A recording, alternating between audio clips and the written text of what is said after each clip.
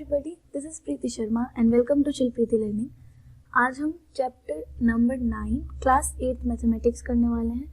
ये चैप्टर है algebraic expressions and identities. इसमें हमें अलजेब्रिक एक्सप्रेशंस के बारे में पढ़ना है और कुछ आइडेंटिटीज जिनका हम इस्तेमाल करते हैं अलजेब्रिक इक्वेशन सॉल्व करने में, उनको पढ़ेंगे।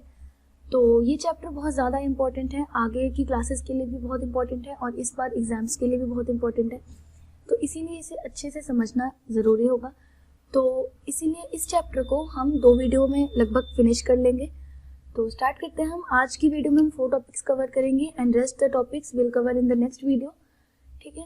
तो स्टार्ट करते हैं। What is expression. Topic number 1 is what is expression. Means हमें एक्सप्रेशन पढ़ना है कि एक्सप्रेशन होता क्या है।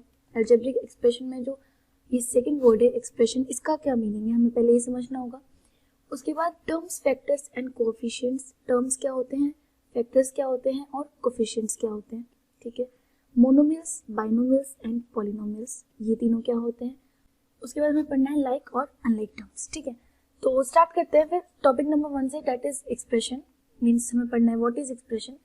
सो we are starting with the point number 1, that is expression. Expression को समझने से पहले हमें 2 चीज़ें समझना बहुत इंपॉर्टेंट है। The first thing is variable and the next thing is constant, ठीक है। तो वेरिएबल और कांस्टेंट क्या होता है, एंड आई होप कि आपको थोड़ा बहुत आइडिया हो कि ये होता क्या है। नहीं भी है तो मैं समझाती हूँ। Just imagine there is a boy, ठीक है। एक बॉय है, लेट्स नेम इट संता। एक बॉय है संता, ठीक है। इसे मैंने कहा गिव मी सम पेंसिल्स, ठीक है। I said give me some pencils and one more boy is here जिसका नाम है बंता।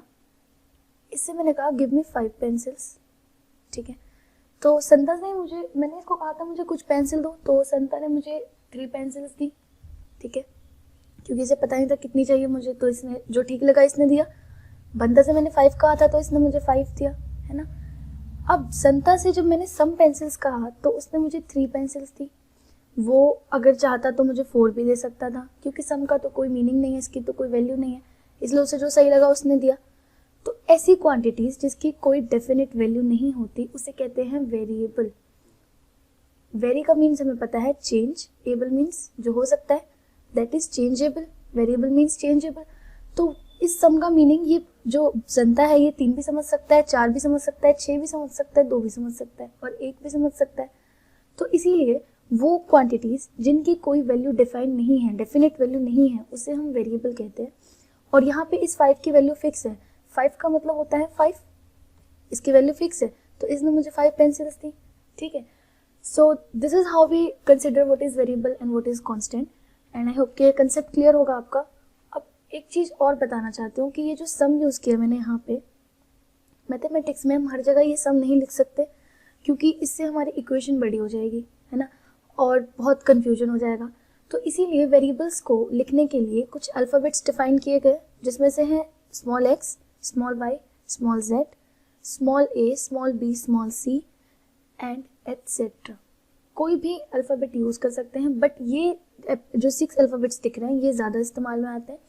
इसके साथ p, q, r भी है, ये भी बहुत इस्तेमाल में आता है। बट आप लोगों के लिए आपके लेवल पे x, y, z and ABC is enough, इतना ही होगा, और ज़्यादा से ज़्यादा p, q, r, इससे ज़्यादा नहीं होगा।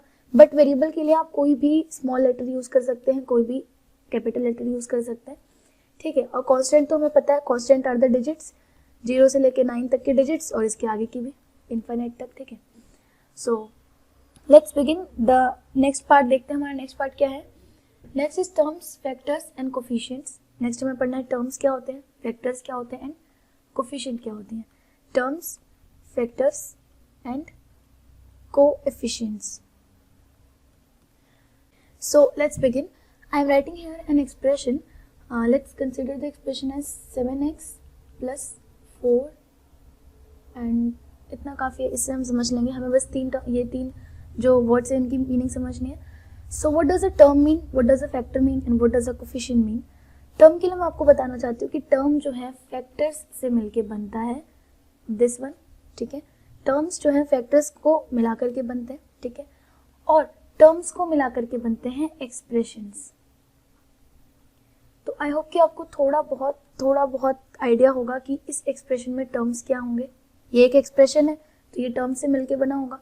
सो यहाँ पे जो 7x है ये है एक टर्म, ठीक है, ये जो 4 है ये भी है एक टर्म, और इसे अलजेब्रिक ऑपरेशन कहते हैं।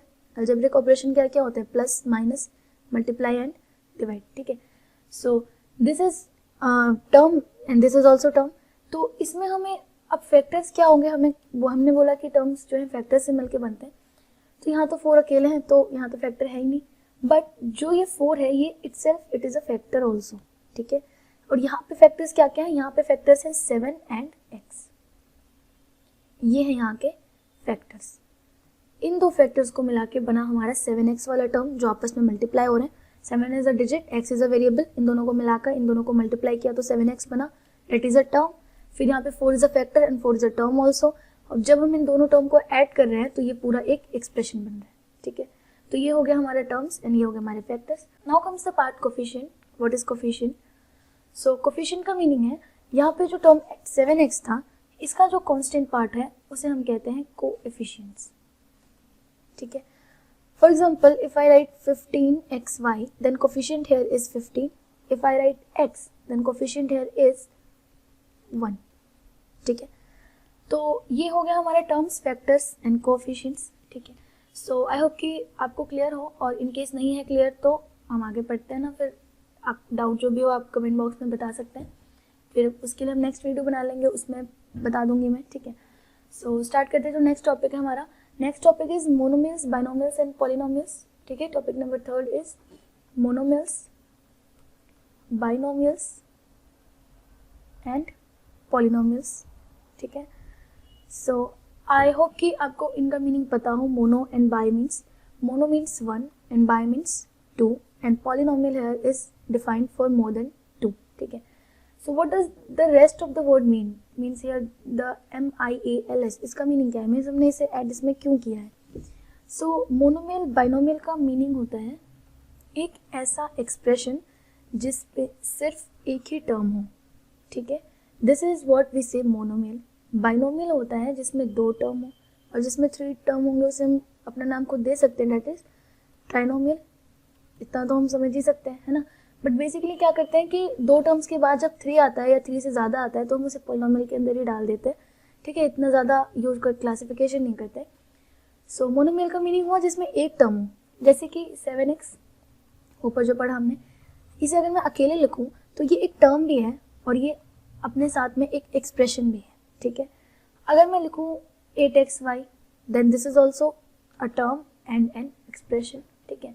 बाइनोमियल में क्या होगा, 2 होंगे, यानी कि ऊपर जो हमने 7x + 4 पढ़ा था ये एक बाइनोमियल था जिसमें 2 टर्म थे, ठीक है। और a + b, ये भी, इसमें भी 2 वेरिएबल्स दिख रहे हैं, मीन्स 2 टर्म्स दिख रहे हैं हमें। देन a + 4 5 - 3 4 सॉरी 3y, तो ये सब क्या है, ये सब बाइनोमियल्स है क्योंकि इनमें 2 टर्म नजर आ रहे हैं हमें, ठीक है। इस एक्सप्रेशन में 2 टर्म है। So next is polynomial and trinomial. Trinomial तो आपको पता हो गया, 3 होने चाहिए, है ना। 3 होंगे तो कैसे होंगे, for example a + b + c, इसमें 3 टर्म्स हैं, ये ट्राइनोमियल हो गया। 3x + 2y - 8, इसमें भी 3 टर्म्स हैं, दिख रहे हैं 3 टर्म्स, तो ये क्या होंगे, हमारे ट्राइनोमियल में आएंगे, और ये पॉलिनोमियल में भी आ सकते हैं, ठीक है। बट पॉलिनोमियल के लिए हमें एक चीज़ समझना ज़रूरी है, एंड दैट थिंग इज, नीचे पढ़ते हैं, polynomial. So what does a polynomial mean here, हम एक एक्सप्रेशन लिखते हैं, let's write an expression 4x + 5 and इतना काफ़ी है, ठीक है। सो हाँ, वन मोर थिंग, पॉलिनोमियल में ज़रूरी नहीं कि 2 और 2 से ज़्यादा हो, एक भी हो सकता है टर्म, 2 भी हो सकता है टर्म, ठीक है। सो हमने बस ऊपर जो क्लासिफिकेशन किया था उसका ध्यान रखना है। मोनोमियल में कंपल्सरीली 1 टर्म ओनली, बाइनोमियल में 2 एंड ट्राइनोमियल में 3, ठीक है। सो पॉलिनोमियल में इट इज़ंट कंपल्सरी कि 2 हो, 2 से ज़्यादा हो या 1 हो, मीन्स कितने भी टर्म्स हो सकते हैं इसमें। सो इसमें करते हैं कि पॉलिनोमियल का मीनिंग क्या है, इसको हम कैसे डिफाइन करें। तो इसमें जो वेरिएबल पार्ट है, इस चीज़ का बस ध्यान रखें, जो वेरिएबल पार्ट है इसकी पावर हमेशा पॉजिटिव नंबर्स होनी चाहिए। पॉजिटिव नंबर्स मतलब कि 1 2 3 4 एंड ऑल स्टार्टिंग फ्रॉम 0, ठीक है, ये होना चाहिए ताकि जो इसका कोफिशिएंट है वो 0 ना बन जाए। इस चीज़ का बस ध्यान रखना कि जो वेरिएबल है उसकी पावर पॉजिटिव इंटीजर्स होनी चाहिए, नेगेटिव नहीं होनी चाहिए, ठीक है। और इनके कोफिशिएंट्स में ज़ीरो नहीं आना चाहिए, वेरिएबल के साथ कभी भी ज़ीरो नहीं अटैच होना चाहिए, तब जाके वो बनेगा पॉलिनोमियल। ठीक है, तो एक दो एग्जाम्पल लिखते हैं। Just a plus B plus C जो हमने ऊपर लिखा था, ये भी पॉलिनोमियल का ही एग्जाम्पल है, और 3xy है, ये भी पॉलिनोमियल का एग्जाम्पल है। ठीक है, और लिख सकते हैं 7xy plus 10x plus 7y, ये भी पॉलिनोमियल ही है। ठीक है, तो ये सारी चीज़ें थी जो पढ़नी थी हमें मोनोमियल, बाइनोमियल एंड पॉलिनोमियल में। अब हमारा लास्ट टॉपिक रह रहा है। ठीक है, टॉपिक नंबर 4 उसको करते हैं। टॉपिक नंबर 4 था हमारा लाइक एंड अनलाइक टर्म्स। उसमें हमें पढ़ना था कि लाइक टर्म्स और अनलाइक टर्म्स क्या होते हैं।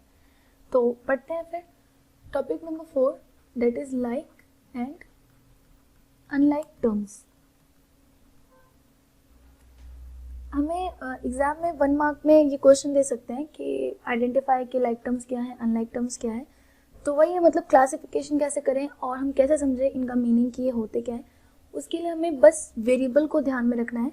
ठीक है, वेरिएबल का ध्यान रखना है और उसके बाद हम क्वेश्चन को आसानी से सॉल्व कर सकते हैं। For example I am writing some terms here. हमने 7x लिखा and 8x square and 14xy, 3y, 7y, 8x and let's write 6xy। ठीक है, तो अब यहाँ पे हमारे पास 7x है, इसमें जो वेरिएबल है वो है x। ठीक है, इसके अलावा इसके पास और कोई वेरिएबल नहीं है। उसके बाद इसके जैसा सेम टू सेम है एक 8x, इसमें भी x वेरिएबल है और इसके अलावा और कोई वेरिएबल नहीं है। तो हम कहेंगे 7x and 8x are like terms. क्यों? हमें बस वेरिएबल देखना था, हमें बस वेरिएबल के बेसिस पे जज करना है, तो हमने जज किया। ठीक है, नेक्स्ट चीज यहाँ पे है 8x स्क्वायर और इसके जैसा यहाँ पे कोई भी टर्म नहीं है जिसके पास सिर्फ x स्क्वायर हो, नहीं है ना, तो इसके इस मैच का कोई भी टर्म नहीं, इसका कोई लाइक टर्म नहीं। नेक्स्ट इज 14xy, 14xy के जैसा है 6xy क्योंकि इसके पास भी xy और इसके पास भी xy है ना, तो ये हो गए लाइक टर्म्स आपस में, इन दोनों को हम लाइक टर्म्स बोलेंगे। सिमिलरली 3y एंड 7y को हम लाइक टर्म्स बोलेंगे, है ना। तो ये था लाइक टर्म्स। अब अगर मैं कहूँ कि what is the relation between 7x and 8x square, क्या ये लाइक टर्म्स हैं, तो हम कहेंगे नो, ये लाइक टर्म्स नहीं है। इसके लिए हम क्या लिखेंगे, no they are unlike terms. ठीक है, तो इतना ही था इसमें, इससे ज़्यादा नहीं था। मिलते हैं नेक्स्ट वीडियो में, जो रेस्ट ऑफ द टॉपिक हम करेंगे, और इन केस अगर ज़्यादा वास्टली हमें पढ़ना हो, ज़्यादा लेंदी होगा वीडियो, तो फिर हम 2 वीडियो और कर लेंगे, मीन्स कि पूरे चैप्टर में 3 वीडियो हो जाएंगे। ठीक है, मेन मोटिव हमारा ये है कि अच्छे से हम पढ़ सकें। 1-1 घंटे बैठ के पढ़ना थोड़ा इम्पॉसिबल होता है, वो भी स्क्रीन के सामने बैठ कर पढ़ना थोड़ा डिफिकल्ट होता है बच्चों के लिए, इसलिए छोटी छोटी वीडियो बनाई जा रही है ताकि आप लोगों के लिए कन्वीनियंट हो। ठीक है, तो इस तरह से नेक्स्ट वीडियो में हम मिलते हैं, सारा चैप्टर हम देखते हैं कैसे फिनिश करना है। And till then take care and good bye.